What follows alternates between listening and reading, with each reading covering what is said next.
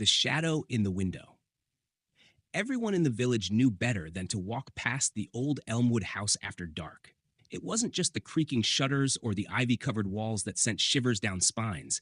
It was the shadow of a girl, always standing at the second-floor window, unmoving, always watching. No one lived there. Not since the night of the fire. Not since Evelyn Moore's body was found at the bottom of the stairs, wrists slit, eyes wide open in frozen terror. The coroner ruled it a suicide, but people whispered otherwise. It started with a dare. A teenager named Leo, cocky and bored, swore he'd spend the night in the house for a laugh. He live-streamed it, joking about ghosts and fake blood. But by 2:13 a.m., the camera went black, and Leo was never seen again.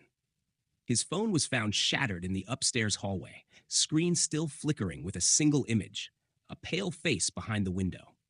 That was 2 years ago. Now, Nora Ellis stood at the rusted gate, her backpack slung over one shoulder, eyes narrowed.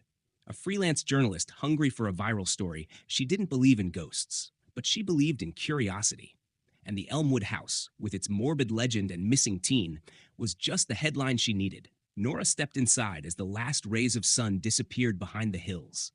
The door groaned open with the weight of 1,000 unspoken warnings. Dust clung to the air like smoke. Her flashlight cut through the gloom, casting long shadows that slithered across peeling wallpaper and broken furniture. She set up her camera in the foyer. "If you're watching this," she said into the lens, "I'm spending the night in the infamous Elmwood house. If there's a ghost, I'll find it."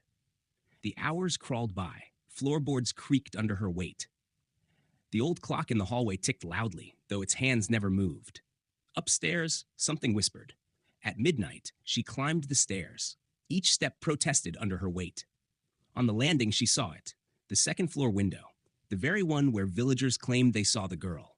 She approached slowly, breath fogging in the sudden chill. Then she saw it.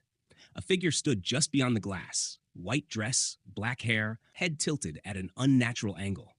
Nora froze. She blinked. The figure was gone. Shaking it off as imagination, she continued down the hallway. Behind her, a door creaked. She spun around. Nothing. But then, a giggle. Soft, childlike, it echoed through the corridor. She entered the master bedroom. The air smelled of smoke and old perfume. A vanity sat in the corner, mirror cracked. On the bed lay an old diary. She opened it. "They say I'm mad. They locked me here. But he comes at night. He whispers through the walls. He promises to take me away." The date was the night Evelyn died. Suddenly, the door slammed shut. The light flickered and went out. Darkness swallowed her. She fumbled for her flashlight. When it flicked on, she wasn't alone.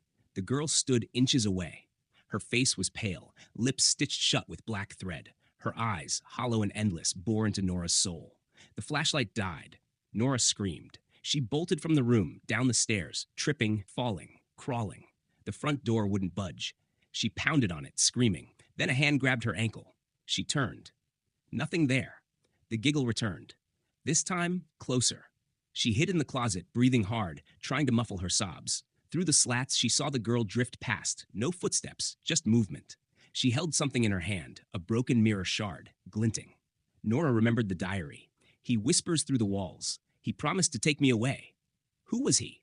The house moaned. Floorboards above cracked. Nora crept out, heart hammering. She had to get out. She ran to the basement door. It was open. Inside, walls were covered in scratches, symbols, strange and ancient. In the center, a circle of salt, disturbed, a ritual, failed or unfinished.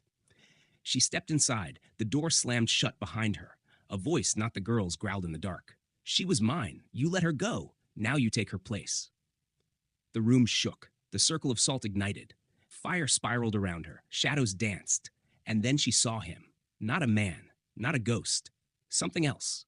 Horns, hollow eyes, hands like knives. It lunged. Nora screamed, and everything went black. Days later, the villagers spoke of a new shadow at the window. Taller, broader. The girl was gone. But now, two figures watched from Elmwood House. And every night, they whispered together through the glass, waiting for the next visitor.